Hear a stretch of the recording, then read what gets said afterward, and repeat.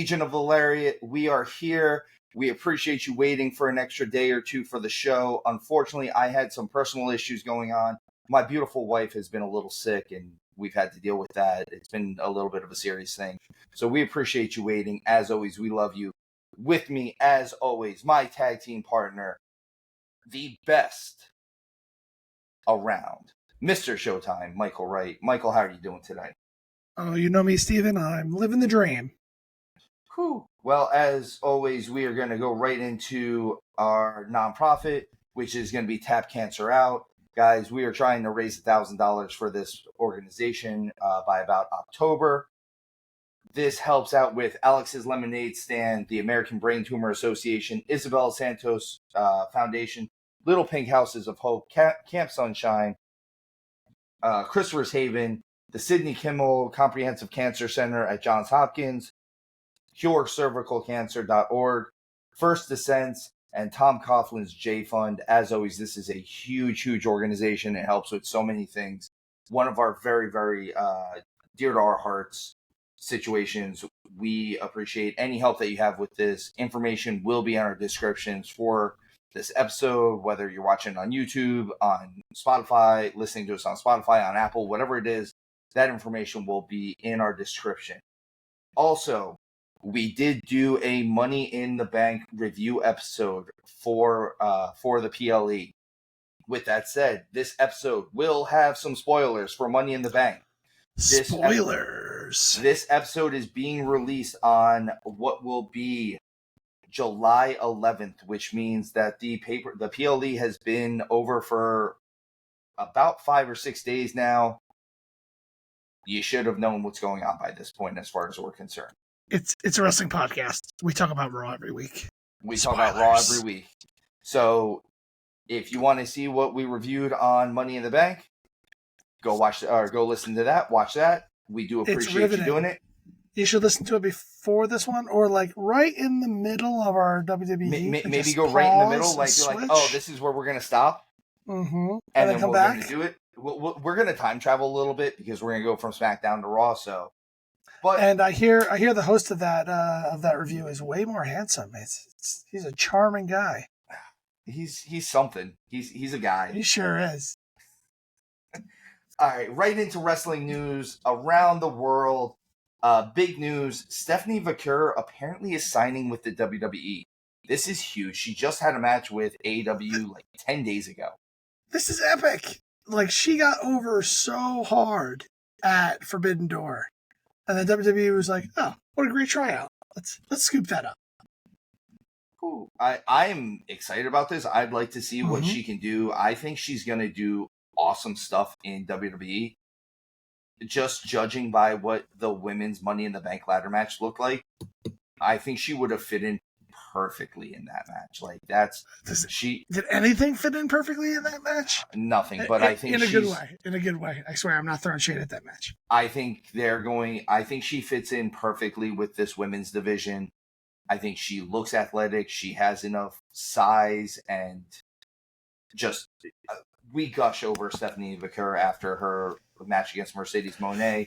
We became fans of her more than anything else on that. So I'm excited to see what happens with this. I'm going to go a little out of order on our show doc on this one, Showtime. And that's because Motor City Machine Guns, I will say this, we reported this incorrectly as pretty much every other wrestling website did or news site did at this point. Speak for yourself. They are still free agents. So there has been talk that they are getting interest from the WWE. I think with them going a little smaller with their tag teams right now, this would be a huge pickup. As far as the main roster goes, they have tag team champions that are a little bit smaller in stature, and putting the Motor City Machine Guns in there gives some of these still experienced tag teams awesome people to work with. I would love to see Motor City Machine Guns versus Balor and JD McDonough. That would be an awesome match. I think they might tear down the house. You might have to put that on kind of late in the card just because of it. To go along with some of our news, though, we don't normally report on NXT, but since we are doing this a day or two later, NXT this week in general has been huge. At NXT's Heatwave PLE, Ethan Page won the NXT title. Crazy. And then we go into their weekly show, and NXT saw some people coming in from TNA once again. The Rascals reuniting. Wes Lee looking like he's about to take time away, and Zachary Wentz and Trey Miguel come out, and they reform the Rascals. This is awesome. Especially since Zachary Wentz leaving the way he did. He left with a little bit of controversy. There was a little bit with the speak out movement, and unfortunately, I think he was a little unfairly judged on this one, and it took some time for them to distance themselves and now bring him back in because they're realizing maybe he's not the horrible person that someone made him out to be. And that someone also apologized for it later, so that helps in the situation. I love this, especially since it's such a cool dynamic for the Rascals. I say this all the time that they do stuff that is not normally my cup of tea for wrestling, but they do it so differently that it's kind of hard not to be impressed by it. So that is huge. And the last one, Michael, are you ready? Say his name and he'll appear. I believe in Joe Hendry. Joe Hendry comes out for the main event of this week's NXT and tag teams with Trick Williams against Ethan Page and Sean Spears. This is huge. This really feels like they are putting Joe Hendry in the middle of two heavyweight title scenes, both TNA's really and NXT's. It feels that way, right? Like this is, hey, he might win both titles. They're building him up to win the Royal Rumble. Maybe. No, it's still going to be the Rumble. I don't think that's happening. But I will say this. If they united the titles and made it one promotion and Joe Hendry was the heavyweight champion, I would not be mad about this. I do think they're building him up to have a strong showing in the Royal Rumble. So I think that's all kind of what's happening. Because, like, can you just imagine the pop with the countdown happening? And then his music hits, that whole place is going to go absolutely bonkers. Oh, my God. In Indy with, 60 or 70,000 people in the crowd? Lucas Oil Stadium's going to lose its roof. Oh, my God. It's going to be so good. Is it retractable? They're going to have to open it just to let the noise out. I don't know. Well, we'll have to ask Pat McAfee the next time we talk to him. Definitely. So Joe Hendry appears to be almost seems like he's in the heavyweight title scene for NXT. We know he's in the world title scene for TNA. We officially have our 6-man eliminator for Slammiversary main event. Before you move away, that was a fantastic transition. I'm sorry I have to pull you off of it, but we have to mention that Ethan Page won the NXT title off of Trick Williams. I thought I did mention that. I'm sorry if I did not mention that. If I missed it, I'm sorry. It's a late night as we're recording, but Ethan Page wins the NXT World title, which I think is a really big deal. I was surprised that Trick Williams lost it. Sorry if we repeated that. I wouldn't be surprised if this is the start of the transition of Trick Williams into the main roster. I can see that as well. Do you know what you can start the transition into now? A 6-man eliminator. 6-man eliminator. So we have this set. It is Frankie Kazarian, Nick Nemeth, Steve Macklin, Josh Alexander, Joe Hendry, and Moose. Jordan Grace is not in this match.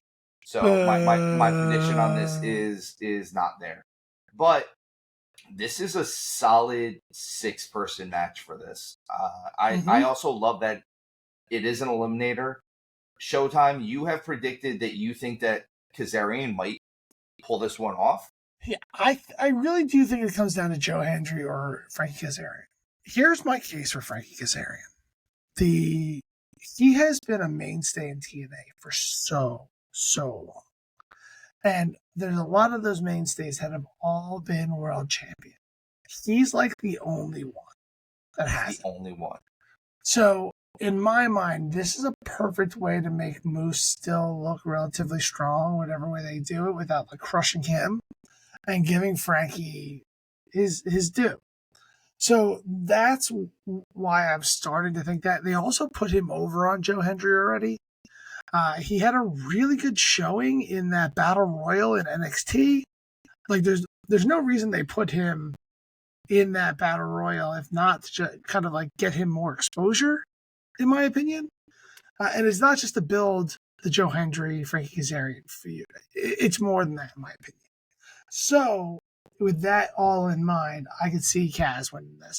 I hope he does, honestly. I actually even think I hope he does over Joe Hendry. Though I am enamored with Joe Hendry now, and I've never seen someone get so popular so fast. It's just insane.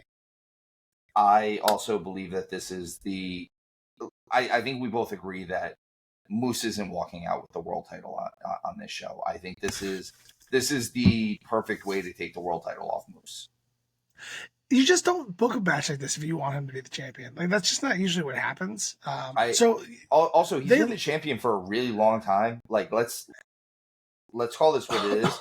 I think it's about time for them to kind of shake it up a little bit, and either this is going to be Moose finally getting a chance to maybe move on to WWE. I could see Moose showing up at the Royal Rumble. I know we just talked about Joe Hendry, but I could see Moose getting pulled over there.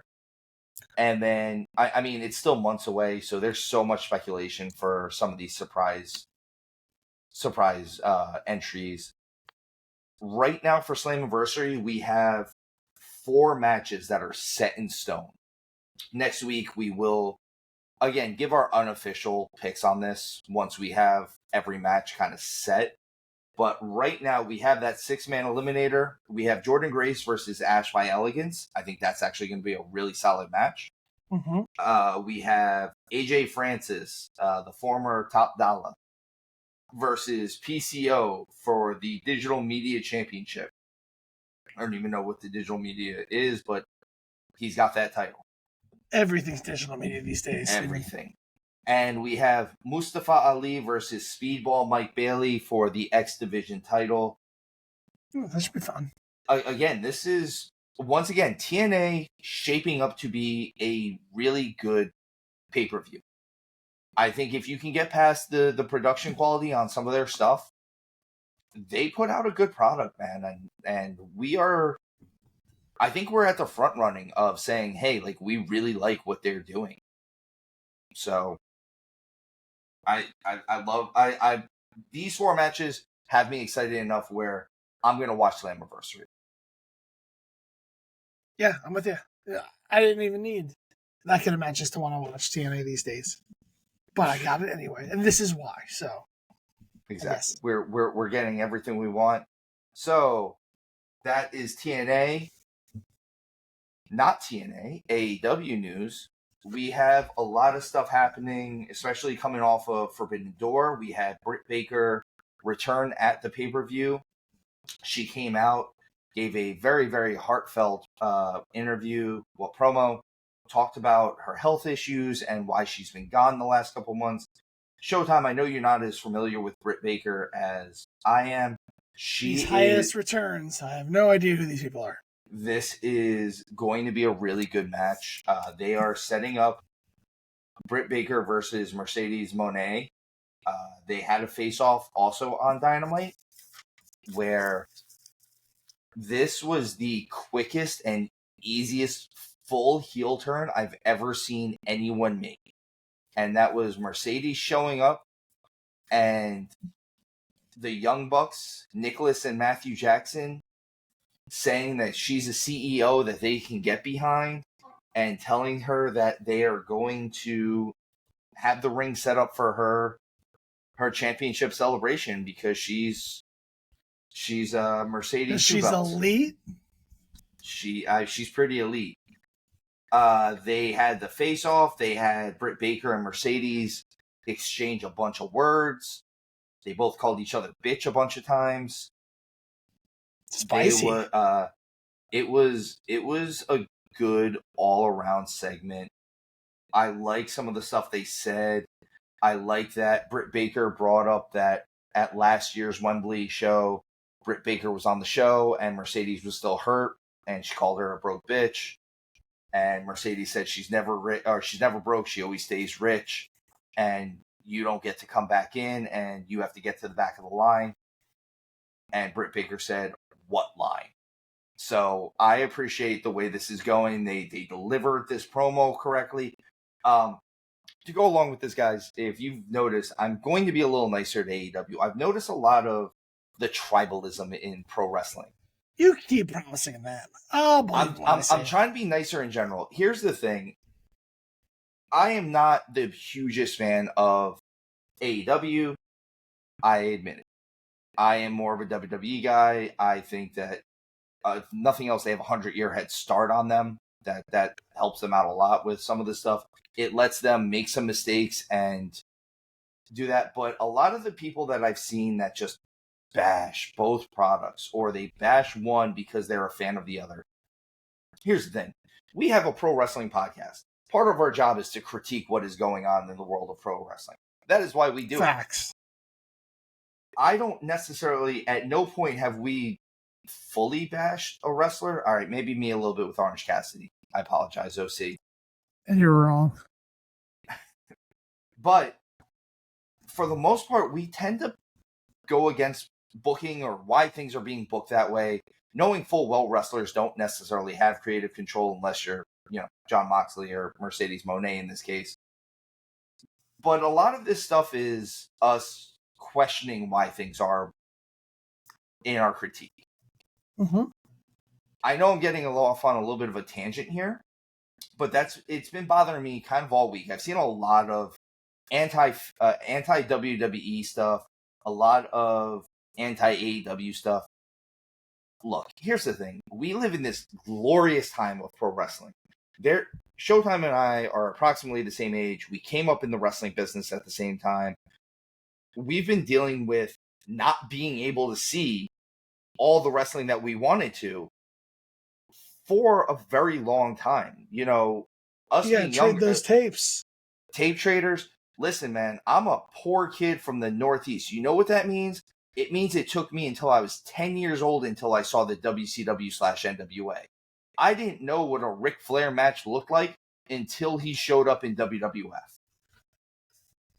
That's saying something. So, unfortunately, there are situations where sometimes when we were younger, we didn't get to see stuff.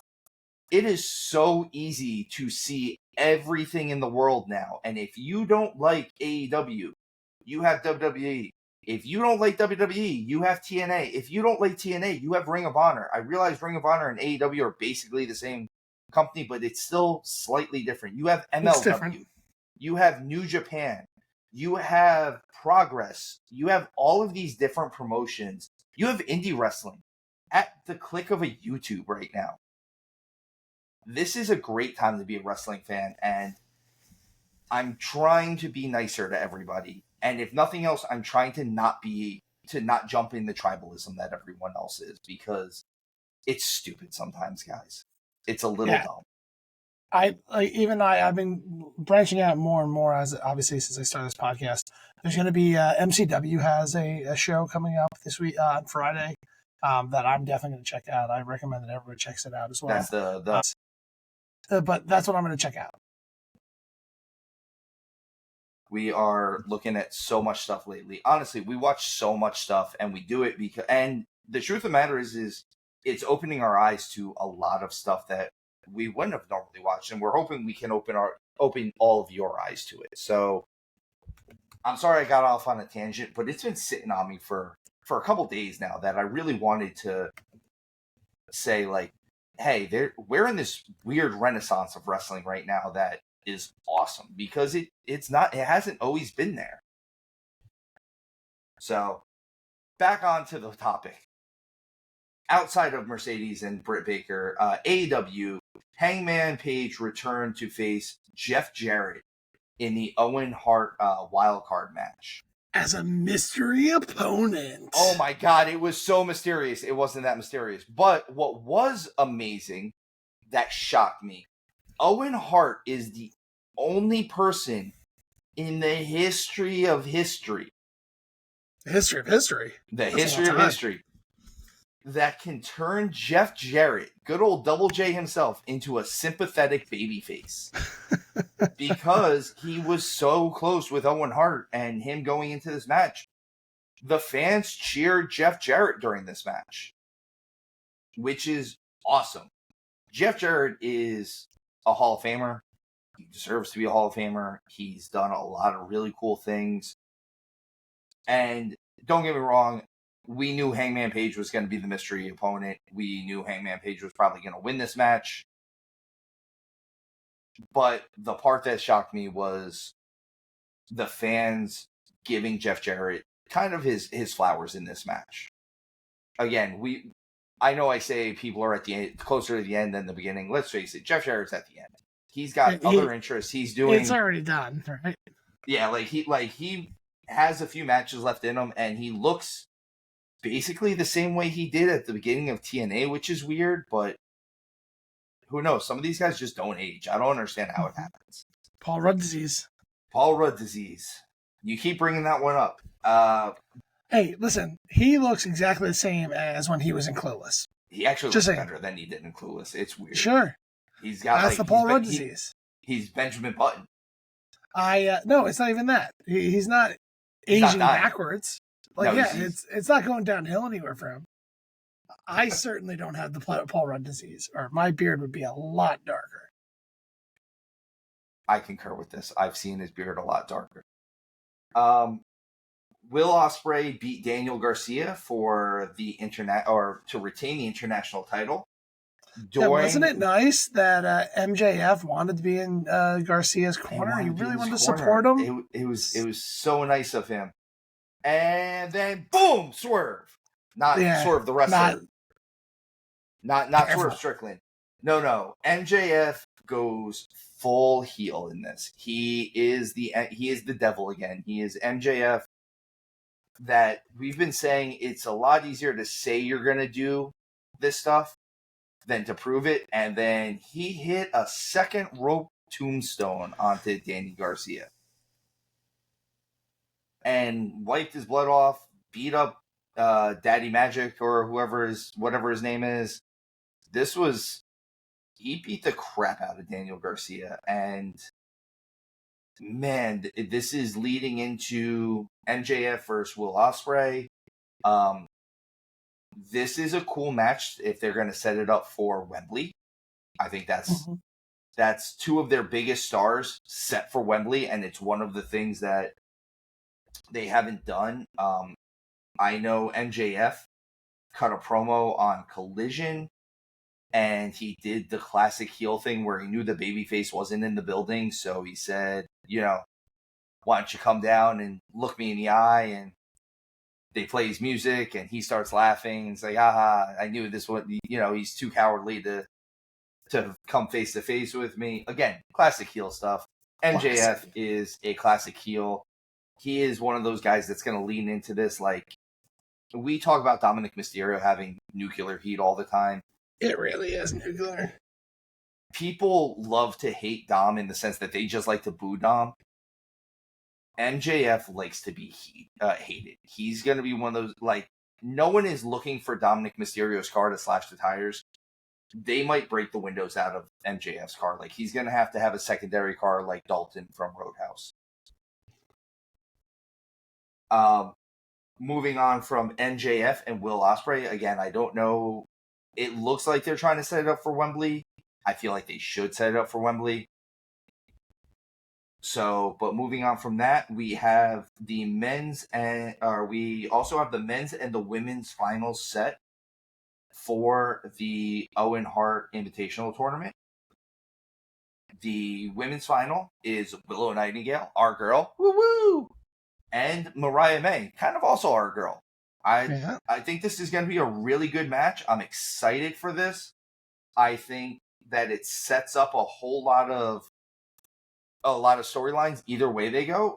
Willow getting in, if Willow were to win, she'd be a 2-time winner back to back, and she would get a world title match against Toni Storm, which she's never I don't think she's ever faced off for the world title. the other side of this is Mariah May winning, which I feel like is a little bit more the storyline that they're going to go with. And that's spicy. It gets spicy. You get Mariah versus Tony, teacher versus student. I feel like they've been kind of built into this for a while, and I think this would be awesome. No matter whoever wins this, we're going to get an awesome match out of it. Mm-hmm. Because Willow versus Tony is going to be an awesome match, and Mariah versus Tony is going to be an awesome match, and I'm here for it. In the men's final, we have Bryan Danielson versus Hangman Adam Page. Hangman advanced on Collision by beating Switchblade Jay White, in what I can only describe as Christian helping Hangman in the coolest way ever. And by coolest, I mean him being an absolute cornball. He hits Jay White with the spear.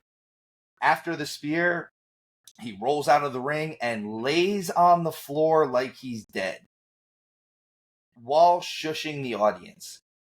It was Don't perfect. tell him. He'll notice. It's even to the point where after they had the match and Hangman cut a promo on it, honestly, it's a lot of what you've been saying with the CM Punk side of things with him and Drew McIntyre. It was Hangman literally bashing the fans at this point. Very Drew McIntyre on this one. But again, they have this history where Swerve Strickland broke into his house. He, smashed bricks over his head. He did terrible things to him. And the fans cheered. To the point where Hangman says he had to move. They had to leave their house. And the fans cheered. This is one of those situations. Fans are broken. Someone broke the fans. They're broken. The fans. I think it's Meltzer. I believe Dave Meltzer. You know what? I buy that. I'm going to go with that one. Dave, Uncle Dave, if you are actually listening to us, because we assume everyone's listening to us, you might have broken the fans. You can talk to us through all of our information on our description. Check it out, and star rating should only go up to 5. If you want to star rate us, though, we'll take a 7. I don't know if you can do a 7 on YouTube and or Spotify or Apple. You can't. It's still just 5. It's still just 5. Okay, fair enough. So there is that. That was most of AEW for this week. Again, we do apologize. Some of the stuff is coming out a little later. But we've also been able to give you a little bit more information. The stuff with NXT, AEW getting a little bit more spicy leading into Wembley. I think we're going to see a lot of good stuff as far as hopefully storytelling. It looks like we're going to get a lot more story for Swerve Strickland as far as being the world champion with Will Ospreay and MJF. I'm just excited to see where they go with this. Oh, and the last thing on AEW, almost forgot this one. This is about as important as it gets. Will Ospreay is no longer in the Callis family. He asked for his release, and Don Callis obliged, acquiesced, if you will. I don't think that this is real. What fart of a see you later. I think he's going to. I think this is going to be the point where either Kyle Fletcher turns on him. Mm-hmm. I think it's going to be Fletcher, honestly. I think it'd be cooler if it was Takeshita so that we could see Takeshita maybe get the international title. I think it's going to be all of them. I think the whole Don Callis family is going to turn on him. I don't even know who's in the family anymore, honestly. I know Roosh is kind of there. I know it's Fletcher. Roosh is there. I think Will Hobbs is there. I don't know. I haven't seen him in weeks. So we'll see. We'll see who. I wouldn't be surprised if everyone beats up on him, but I wouldn't be surprised if the first one to turn on him or the one who turns on him the most is Fletcher. He's got the biggest friendship with him, and that could move Fletcher into a higher status on the card.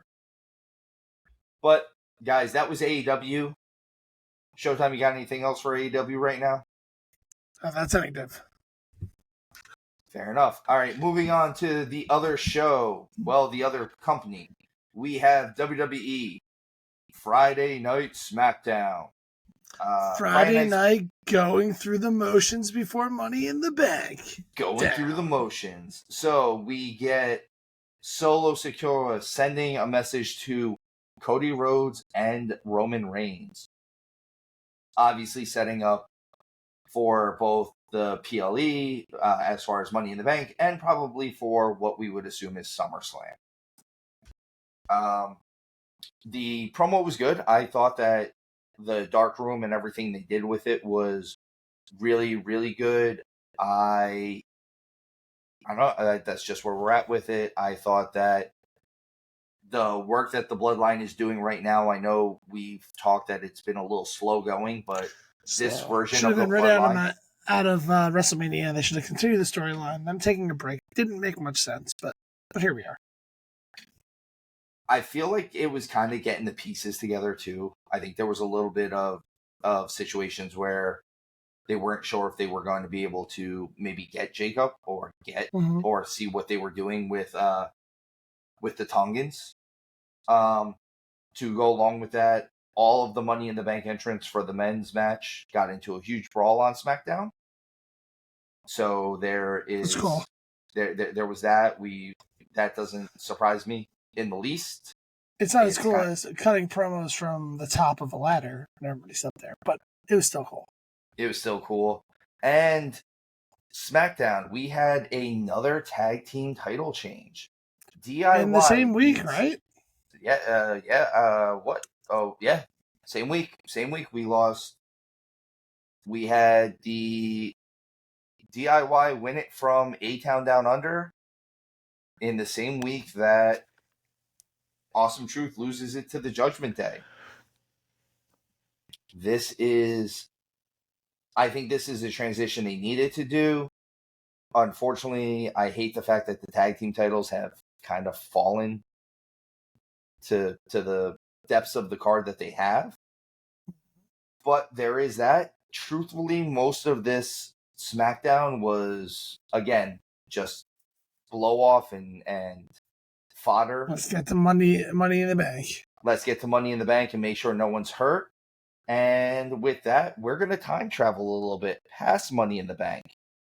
Wait, so Paul, whoa, how did I get here? That was our time travel. We are past Money in the Bank. We know things that happened in Money in the Bank. Do you want to pause here and go and check out go check our Money in the Bank review. Hold on, I'm gonna go back for us real quick so that you can review. No. Oh. Jesus. Okay, now back again. No. All right, now we're back in Monday. So back to Monday. Where am I? That's not him wondering. He really doesn't know where he is right now. Like, that's just a thing. I have no idea what's going on. I have no idea. Tally, you're the worst character ever. I know. So, Monday Night Raw, we get a huge CM Punk, Seth Rollins segment with CM Punk begging Adam Pearce to lift the suspension of Drew McIntyre. For those of you who don't know, Drew McIntyre has been suspended for several reasons. One, he is completely mad at everything that happened at Money in the Bank. He elbowed Adam Pearce accidentally. We saw a little bit of that old scrap daddy Adam Pearce come out. The former NWA world champ showed his head. And it was kind of cool to see him willing to throw down, willing to be a wrestler again. With that said, he gets screwed at WrestleMania. He gets screwed the Raw after WrestleMania. He gets screwed at Clash at the Castle. He gets screwed at Money in the Bank. And he's the one that gets suspended. He's the one that's getting booed. Ferrari, Latigra, Blue Steel, it's all the same look. I feel like I'm taking crazy pills. I mean, it is because of what he said on social media as well. But I'm just triggering them now at this point. I'm just trying. We needed to get him back in the game, folks. And Showtime is back because Always. he is mad. He is hopping mad. If you can't see him, he's jumping up and down right now. He's also still a little confused by the time travel. Yeah, I'm not sure. What Tuesday is this? All right, we move on from that was I really liked this segment. I thought I thought this gives us again, WWE has this wonderful problem right now, and that's whether they're going to move on from Punk and Drew right into Rollins right now, if they're going to keep Drew being suspended, if they're going to go to Punk and Drew right now in SummerSlam, and then move on to Rollins. This is a really good problem for them to have. There's a lot of routes that they can go where they're drawing a lot of money. And let's face it, that's the name of the game, is drawing money. And get those butts and seats. Get those butts and seats. Get people buying Peacock. Get people buying Netflix for next year. They are doing a great job with this. And Steven, I'm gonna pause you real fast because I agree all of that stuff. The one thing on the Money in the Bank review that we didn't talk about, that I'll kind of give a sneak peek right here, is that John Cena, that we couldn't see him, so we forgot to talk about him there. That he had announced his retirement at Money in the Bank. So it seems like he's going to retire officially next WrestleMania. And this is his tour of kind of going through any opponents that are left, hitting all of the best high spots, hitting the Royal Rumble. A scotch on this one. He is retiring in 2025, he said. Oh, yeah, it's the end of the year, right? He said he wants to go a full year barring injuries. Yeah, you're right. He said on his social media, this WrestleMania will be his last WrestleMania, no matter what. But he will absolutely be done at the end of the year. This is his last WrestleMania. I'm hoping that they book him strong. I hope he comes through. I wouldn't mind. I know a lot of talk has been maybe giving him and Randy one last match for the WWE title. I don't want to see him break Flair's record. That's too strong. That's where it's questionable. I think the problem is he's been booked since he's been part-time. He's been booked so kind of not strong that having him come back with a world title run might be a little questionable. I would like to see an R-Truth versus John Cena rematch. Let's do it. Teacher versus student. R-Truth versus favorite wrestler growing up. All the knuckle shuffles. Honestly, Cena, thank you. I know for a long time it was kind of cool to hate on John Cena. For a dude who has done more Make-A-Wishes than anyone in the history of ever done, and still just produces a huge work rate. Just thank you, John Cena. We appreciate you. For someone who we haven't been able to see, we're happy you were here. Yeah, he's actually right here with me right now. I'd say I see him, but I kind of see a shadow behind you, and it's waving. Moving on through Raw, we get Braun Breaker attacking Sammy. This is kind of a rebuttal for him losing the IC title match at Money in the Bank. This is just going to further this. Again, I don't know exactly where they're going with the IC title, if it's going to be still just be Braun versus Sammy. I know they set up a little bit more where they had Sheamus come out and save Pete Dunne a little bit, and Pete Dunne and Sheamus had a standoff, so I don't know if they're going to move more into that storyline with Sheamus. They've kind of got Sheamus all over the place lately. He's doing a lot. They really do. They really do. They have him interacting with a lot of people, and I don't know where they're going with that stuff just yet. I know that Ridge Holland, who is the third member of their Brawling Roots group, I think is still out on injury. He gets injured a lot, man. But we'll see. I think we definitely see another Braun Breaker versus Sammy match. And I know Showtime, you've talked about, I think on the It's Money going to in the be a squash. I think it's going to be that we think it might be a squash. I could see this being a situation where Braun just comes in and just destroys him or beats him up so badly in the weeks leading up to this that he can squash it. So post squash matches of Braun Breaker where they didn't really know what to do with him, so they just took enhancement talent that he just ripped in half. Post that, they've been kind of showing that he's inexperienced. And each match he learns a lesson. So that's what I've kind of noticed of him over the last couple of weeks. So the one lesson you need to learn when you're fighting Sami Zayn is that the longer a match is, the better the chances are that Sammy will figure out how to outlast it and throw the most protected move in sports, entertainment, wrestling these days, the haluva kick. So, the way around Sammy lingering through a match, waiting and drawing it out and getting that win at the end, is to rip him in half in the first 35 seconds. You can't come back if you're in two pieces.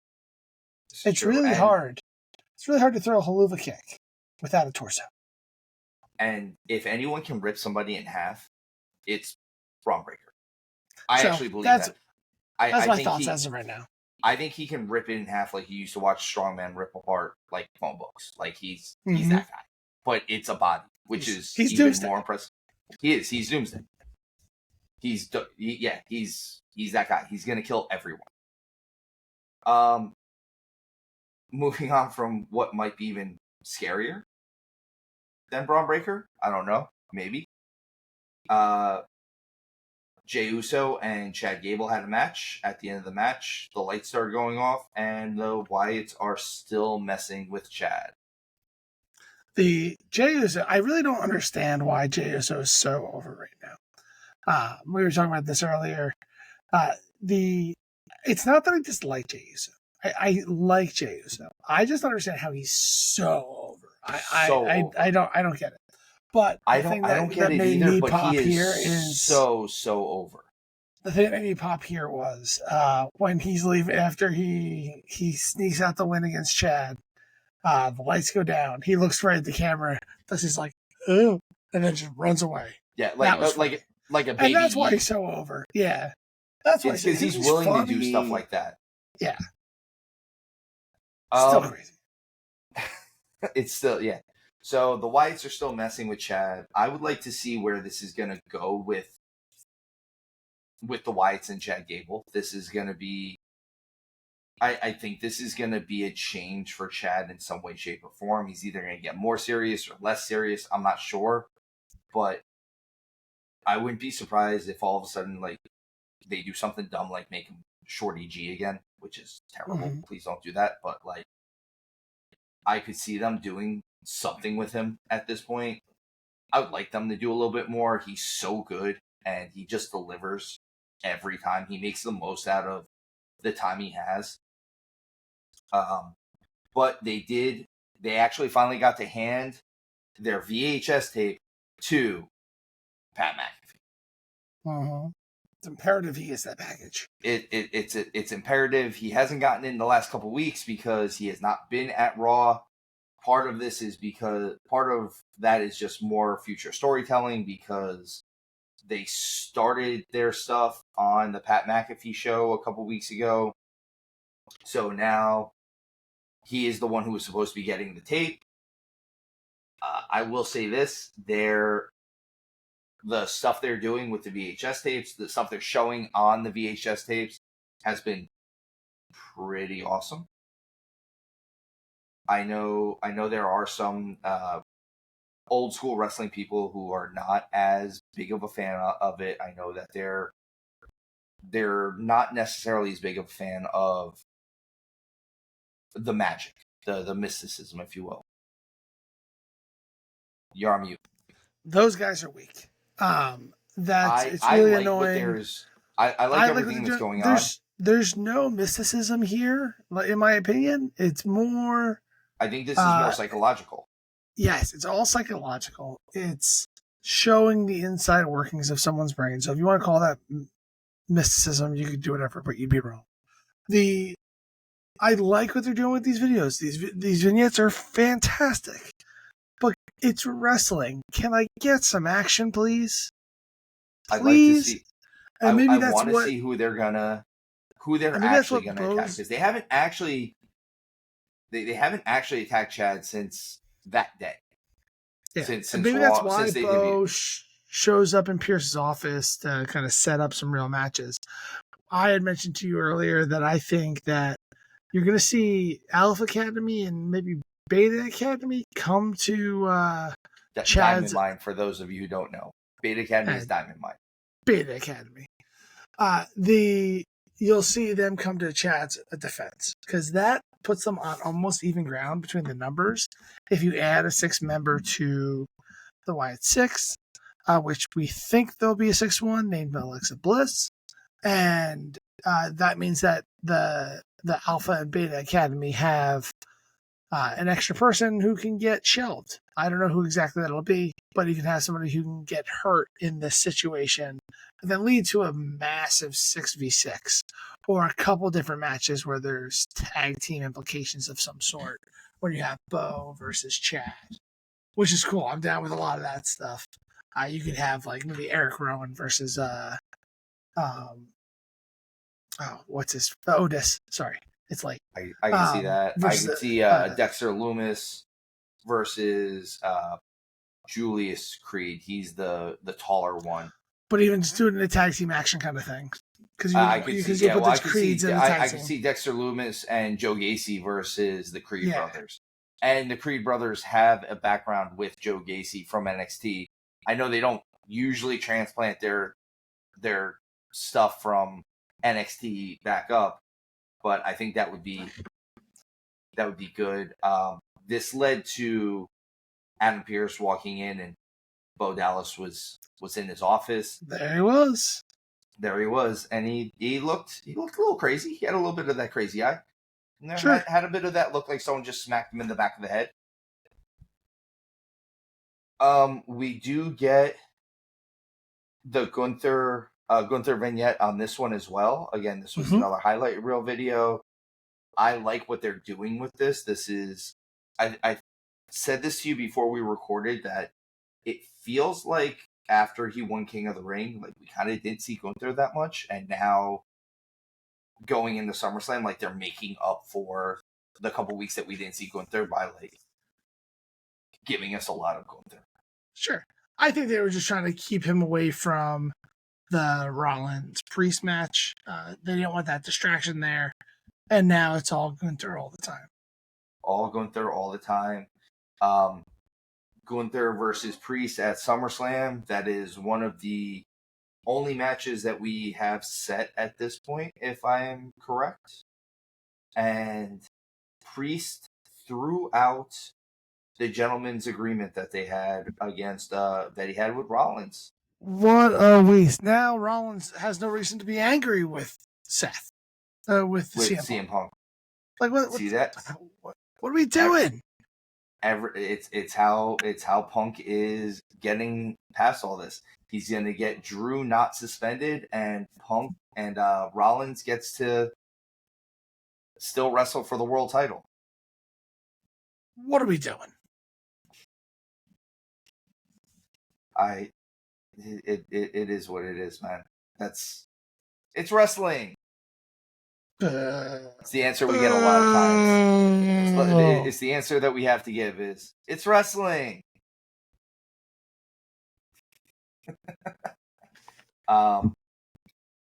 Priest and Dom had a little bit of a standoff during this whole thing.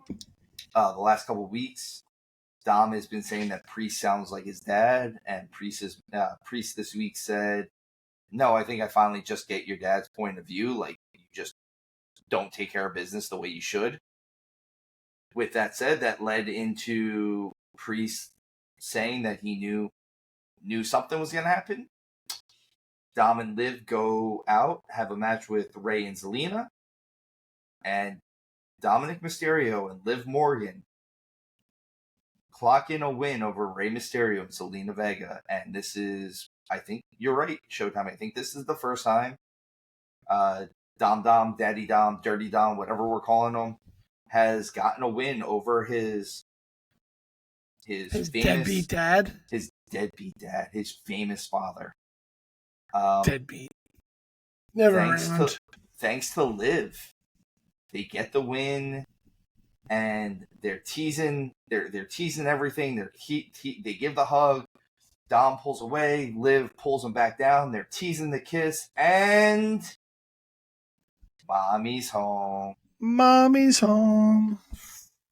This is what we've been waiting for. And about time. And can I just say, Rhea looked great. Sure did. She always looks great, but let's say this is what we have been waiting for. If we had to wait much longer than this, I think this would have fallen a little flat. I think the storyline was getting a little long in the tooth. It was time for Liv to kind of move on and get to the point where she's fading with Mommy. This is officially where we're at with it. Like, I think this was the perfect time to kind of kill it off a little. Well, not kill it off, but turn the corner. Come to the crescendo. Like, let's get to the thing we've been building towards, which is clearly a custody of Dominic Mysterio ladder match. The thing that I'm worried about with this, at the end of all of this, because it kind of seems like JD and Finn might kind of go off on their own a little bit, and that could be them and Liv. Dom might be left out in the cold in this whole thing. He's going to have no one to take him in, and there's only one person, I think, that's going to be able to take him in. Deadbeat dad. Deadbeat dad, right? Deadbeat dad. Is he going to be a deadbeat dad? But, I mean, because it seems like the only members that could be part of the Judgment Day, out of that, the actual Judgment Day, are going to be Priest and Rhea. And realistically, a face faction. And realistically, neither one of them has to be part of the Judgment Day to be over. They just have to still be friends. But they have a good dynamic together. I like the two of them together.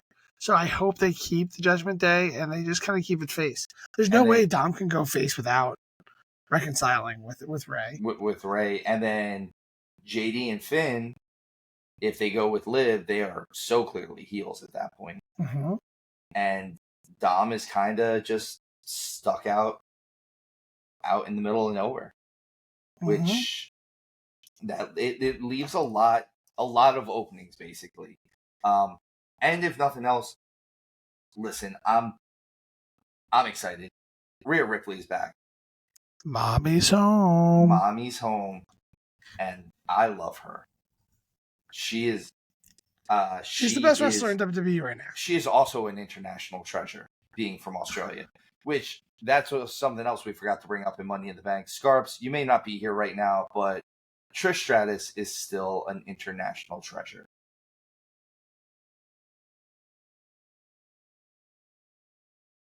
Oh man. But yeah, I'm loving everything that they're doing right now. Like I said, I think WWE is firing on all cylinders. So I just think I need more wrestling. That's it. Again, I agree with you. I think we're gonna go to a spot where I think the comfortable spot for at least pay-per-views is still that in between. We don't need 4 hours. We don't need 2 hours of wrestling. I need 3 to 3.5 hours of solid wrestling program for a pay-per-view /PLE. But folks, we appreciate your patience this week. There's not much more going on. Again, listen to our Money in the Bank review episode as well. Watch that. All of our information for social media, our TikToks, our Instagrams, all that stuff will be in the descriptions for the shows. Thank you again for being patient with us this week. Again, I had some personal issues going on, and we love you, and we appreciate that you stand by us through thick and thin, or at least through thin. Sometimes thick is a little hard. Showtime, you got anything left to say to the people? I love you. Smooches. Ooh. All right, bye, guys. Have a good night. Appreciate you guys. Bye.